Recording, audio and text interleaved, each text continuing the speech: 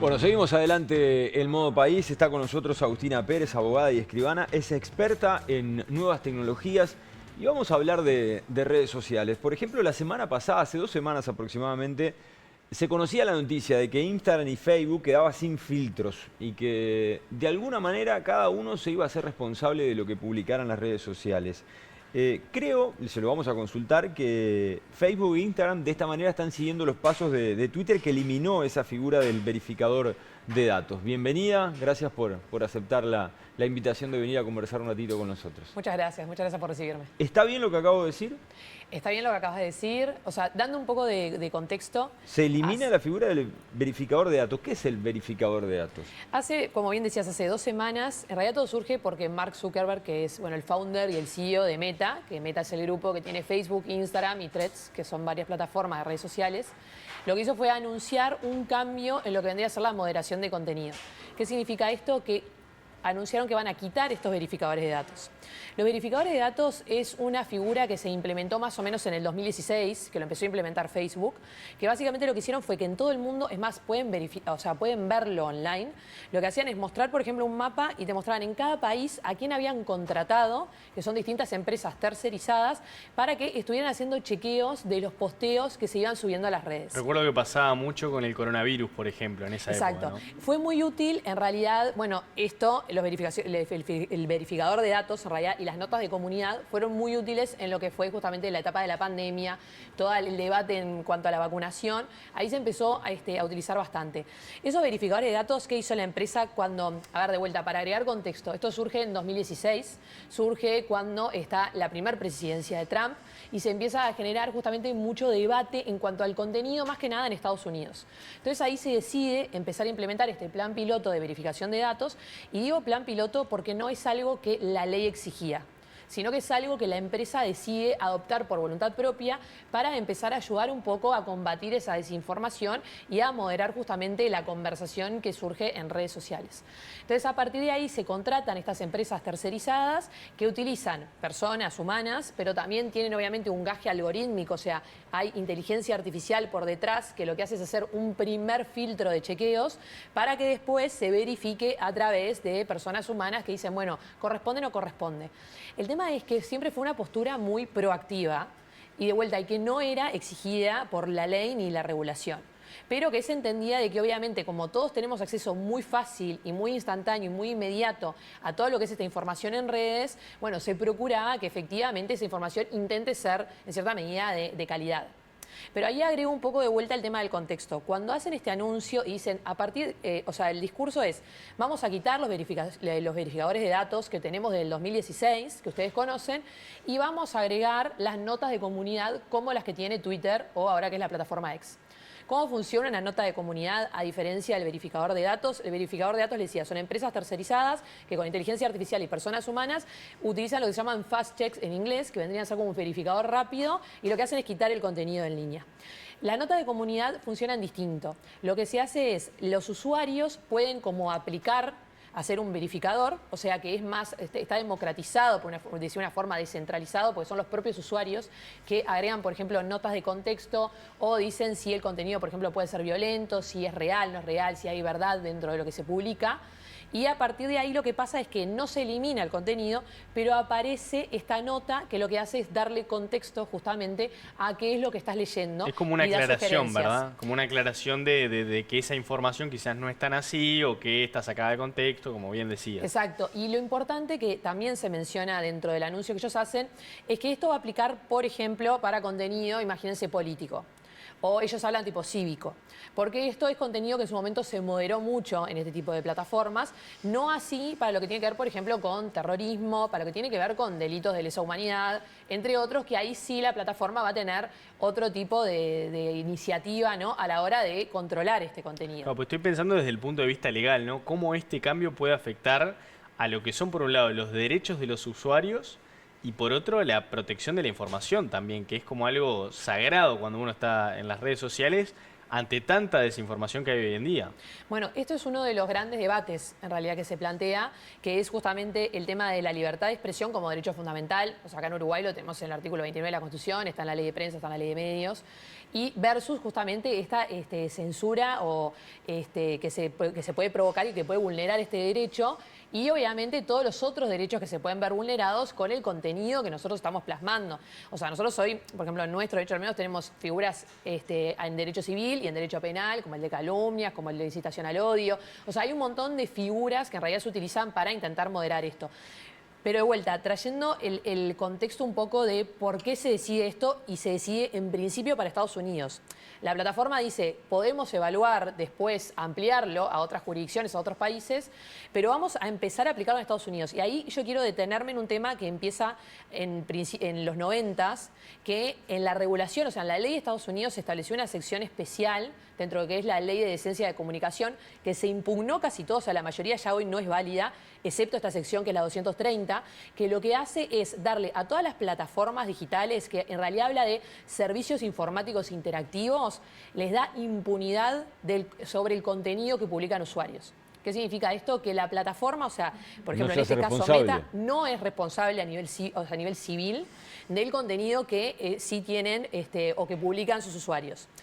Pero para poder tener esta impunidad, ellos tienen que tener mecanismos de, por ejemplo, de reportes, o sea, que nosotros podamos reportar y haya una buena fe de quitar ese contenido, así como un mínimo de vía de diligencia para poder moderarlo. Y con ese mínimo de vía de diligencia lo que me refiero es, Meta, el grupo Facebook, por muchos años tuvo una postura bastante preventiva en cuanto a lo que fue moderación de contenido, más de lo debido y un poco vinculado con la tendencia europea. En el video que Mark Zuckerberg, que el founder, habla, en un momento tira un palito a la Unión Europea y dice, bueno, en realidad ellos están sacando un montón de regulación y esto nos está bloqueando un poco la innovación. Es por eso que ahora vamos a empezar a implementar lo mismo que implementan nuestros competidores, básicamente. Bien, ahora la pregunta que me nace es, ¿con estos cambios vamos a estar mejor o peor? Y vamos a estar en un ambiente donde obviamente vamos a dar mayor contenido. Vamos a estar en un ambiente muy similar a lo que pasa en Twitter o lo que pasa en X. Que nosotros muchas veces vemos contenido que puede llegar a ser alarmante porque ves desde barbaridades, así como también ves cosas que capaz que en otros lugares no te dicen. Entonces, me imagino que ahí va a estar encontrar ese equilibrio de ver si primero estas notas de comunidad, de la forma que ellos quieren sacarlas, son efectivas o no. A nivel de lo que es la parte académica, hay estudios, más que nada en universidades en Estados Unidos. Por ejemplo, MIT te dice las notas de comunidad no sirven, pero tenés otras, como la de California, que te dice, pero en cierta medida sí pueden servir, dependiendo de cómo se utilicen, dependiendo del contexto. Y ahí es todo un tema, en realidad, es esa línea que es muy tenue de dónde está el límite en lo correcto, ¿no? O sea, hasta dónde, por ejemplo, uno puede moderar de una manera neutral, o no es en base a los intereses de la compañía, o no es en base a los intereses de un gobierno, así como desde el lado más de los usuarios, ¿no? O sea, si el día de mañana hay tendencia muy grande, imaginemos, ¿no? Estoy yendo a un caso extremo, pero una persona pone mucho dinero, por ejemplo, en tener trolls, que son básicamente personas que son contratadas para tener determinado contenido generalmente vinculado más al odio, a la violencia, o tiene bots, que son justamente, no son usuarios reales, es inteligencia artificial que aparecen en perfiles, que generalmente nos damos cuenta porque los nombres son con números, o sea, no tienen fotos de perfil adecuadas, o sea, todo eso nos ayuda más o menos a identificarlos a simple vista, pero si yo el día de mañana, por ejemplo, tengo todas estas herramientas y las utilizo, imagínense, para en cierta medida decir que determinado contenido es válido o no es válido, claro, o generar esa sensación térmica en las redes, estoy también, en cierta medida, manipulando contenido. Sí, sí, y ahora te hago una consulta que también me nace. ¿Esto es una estrategia económica o no? Porque me supongo que haber que quitar todos esos moderadores que existían en diferentes partes del mundo implicaba un gasto importante. Claro, un gasto muy importante. Claro, y el sacarlo... No, es que sin duda hay una propuesta económica, de una estrategia hasta comercial, me imagino. Primero por el lado de, como decís, del gasto que no van a tener, porque pensemos que eran más de 80 verificadores en el mundo en 60 idiomas distintos. O sea, que imagínense obviamente el caché que debía seguramente tener anual para sostener esto. Pero por otro lado, también me imagino a nivel comercial en el sentido de van a haber muchas marcas que se van a poder acercar porque van a tener esta amplitud en cuanto al contenido que va a tener la plataforma. Uno de los temas que se debate mucho es, por ejemplo, qué sucede con el contenido pago, porque en realidad las notas de comunidad generalmente no aplican sobre las promociones, entonces, pero sí sobre el contenido de los usuarios. Entonces, de vuelta, si estamos apuntando a la libertad de expresión o si estamos apuntando justamente a esa neutralidad, bueno, tendría que aplicar un poco a todos los criterios. Entonces, no es que está todo blanco o negro, por decirlo de una manera, sino que está empezando como a desarrollarse. Y yo creo que de todas formas, en el caso de este grupo, tuvieron esa capacidad de adaptarse rápido, primero a lo que fueron estas restricciones, y después decir, bueno, vamos a salir en cierta medida con este enfoque un poco más liberal, como está sucediendo en el resto del mercado. Ahora, Agustina, te hago la última en relación a los gobiernos. Muchas veces vemos que las redes sociales evolucionan a un ritmo que no se condice necesariamente con lo que pasa a nivel parlamentario, a nivel legislativo. Más allá de las normativas, ¿qué crees que deberían hacer los gobiernos para regular las redes sociales y de alguna forma tener, no sé si control es la palabra, pero por lo menos cierta incidencia en que estas situaciones sean por lo menos evitables? Y depende mucho del enfoque primero de cada gobierno. Por ejemplo, yo les mencionaba hoy a la Unión Europea. La Unión Europea en el último tiempo aprobó todo un paquete de distintas leyes, o sea, distintas regulaciones, donde se incluyó, por ejemplo, la ley de servicios digitales y la ley de mercados digitales, que vendría a ser una especie de ley de Internet, donde uno de los puntos es combatir la desinformación. Entonces, lo que dijeron ellos fue decir, hay contenido que estamos todos de acuerdo de que es inadmisible, como es, por ejemplo, el vinculado al terrorismo, como es el contra el delito de lesa humanidad, entre otros. Y después dice, vamos a poner una categoría media, que en realidad es, por ejemplo, cuando hay elecciones, lo que vamos a hacer es, por ejemplo, no puede haber contenido pago en las plataformas de redes sociales 3 meses antes, 3 meses después al periodo electoral. Entonces empezaron a establecer ese tipo de herramientas que empiezan a cubrir el ámbito digital. Nosotros hoy sabemos, por ejemplo, que en este caso, en lo que es Uruguay, imaginemos la veda, no aplica a redes sociales. Entonces, obviamente, nosotros estamos un poco desactualizados en lo que es este tipo de casos. Uruguay no tiene una regulación específica en lo que es la desinformación, o sea, combatir esa desinformación. Está así para lo que puede ser la censura, una censura parcial, libertad de expresión, o sea, todo eso sí está contemplado, pero no está contemplado la desinformación per se. Y bueno, creo que es un tema de sacar leyes en este aspecto es algo muy complicado, porque puede llegar a tener efectos muy grandes. Hoy todos utilizamos redes sociales, para la mayoría es un acceso gratuito, entonces obviamente ir contra esto es algo difícil, pero de vuelta es un tema de, por ejemplo, empezar a aplicar pequeños mecanismos, como puede ser, por ejemplo, la regulación de bots, como puede ser la regulación de trolls, y ir a cosas capaz que más chicas para después ir a lo más grande.